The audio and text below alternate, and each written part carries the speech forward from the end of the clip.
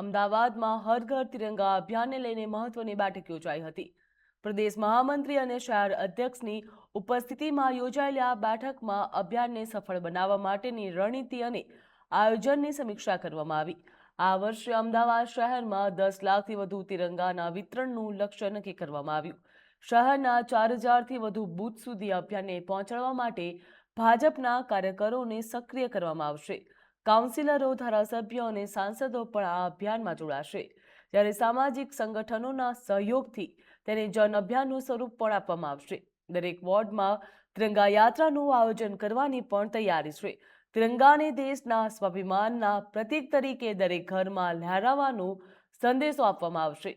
અમદાવાદ શહેરમાં 10 ઓગસ્ટે ગાંધીનગરમાં યોજાનારી તિરંગા યાત્રાનો પણ ભાગ લેશે, જ્યાં નોંધને કહી શકાય કે ગયા વર્ષ દેશમાં નરેન્દ્રભાઈ મોદીની જ્યારથી સરકાર આવી ત્યારથી અલગ અલગ ઘણા બધા રાષ્ટ્રભક્તિના સાથે જોડાયેલા અને એક જન અભિયાન બને એ સંદર્ભે અલગ અલગ અભિયાનો અને અલગ અલગ કાર્યક્રમો એ ભારતના સમક્ષ આવ્યા છે। એના અંતર્ગત હર ઘર તિરંગા એ 2022થી શરૂ થયેલું અભિયાન એ એક જન અભિયાન બન્યું છે। જન આંદોલન સ્વરૂપે એક દરેક ઘરે, દરેક ઓફિસે, દરેક જગ્યાએ એ તિરંગાનું વિતરણ થાય અને તિરંગા લોકો સ્વાભિમાન તરીકે પોતાના તિરંગાને પોતાના ઘર ઉપર લહેરાવે એવો એક વિશેષ પ્રયાસ એ ભારતીય જનતા પાર્ટીએ અને રાજ્ય સરકાર અનેક અલગ સામાજિક સંગઠન આદરણીય નરેન્દ્રભાઈ મોદી સાહેબની પ્રેરણાથી કરી રહ્યા છે।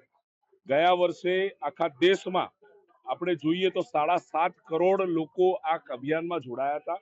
9 લાખથી વધુ વોલેન્ટિયર્સ એ આ દેશમાં આ જન અભિયાનમાં જોડાયેલા હતા। અમદાવાદ શહેરની વાત કરીએ તો ગયા વર્ષે આપણે 7 લાખ તિરંગાનું વિતરણ એ અમદાવાદ કોર્પોરેશન અને રાજ્ય સરકાર દ્વારા થયું છે। આ વર્ષે પણ અમારા સૌનો વિશેષ પ્રયાસ અને સામાજિક સંગઠનો બધાને જન અભિયાનના કાર્યક્રમને સાથે જોડી અને અમે 10 લાખથી વધુ તિરંગાનું વિતરણ એ અમદાવાદ શહેરના હરેક ઘરે થાય। અમદાવાદ શહેરના 4000થી પણ વધુ બૂથોમાં ભારતીય જનતા પાર્ટીનો કાર્યકર્તા, ભારતીય જનતા પાર્ટીનો નેતા, ભારતીય જનતા પાર્ટીના કોર્પોરેટર, ભારતીય જનતા પાર્ટીનો ધારાસભ્ય, ભારતીય જનતા પાર્ટીના સંસદ સભ્યોના માધ્યમથી અમે દરેક 4000 બૂથોની અંદર હરેક ઘર સુધી તિરંગા પહોંચે અને તિરંગા સ્વાભિમાન તરીકે લહેરાય એના માટેના અભિયાનની આજે આ બેઠક રાખી છે।